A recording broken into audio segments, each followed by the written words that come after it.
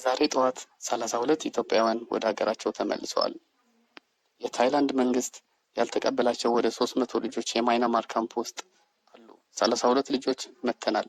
ከማይናማር እገታ ወጥተው ታይላንድ ካምፕ ከነበሩት ኢትዮጵያውያን መካከል 32 የሚሆኑት ዛሬ ወደ ኢትዮጵያ መመለሳቸውን የወላጆች ኮሚቴና ተመላሾች ተናግረዋል።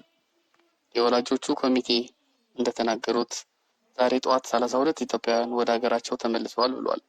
ልጆቹ ለሀገራቸው እንዲበቁ ላደረጓቸው ምስጋና አቀረቡ። ከእገታ ወጥተው በታይላንድ ያሉ በማይናማር ገና ከእገታ ያልወጡ ወጥተው ወደ ታይላንድ ያልተሻገሩ ጭራሹንም የሌሉበት የማይታወቅ በርካታ ኢትዮጵያውያን መፍትሄ እንዲሰጣቸው ጠይቀዋል።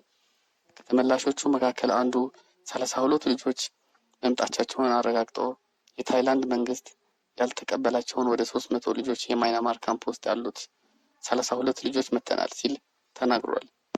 የውጭ ጉዳይ ሚኒስቴር በበኩሉ 32 ልጆች እንደመጡ በላከው መልእክት አረጋግጧል።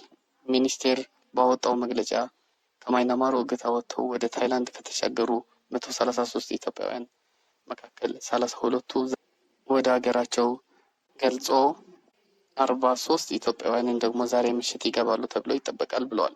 ቀሪዎቹ በታይላንድ ማቆያ የሚገኙ 58 ኢትዮጵያውያንን ወደ ሀገራቸው ለመመለስ ኤምባሲው ጥረት እያደረገ ይገኛል ሲሉ አክለዋል።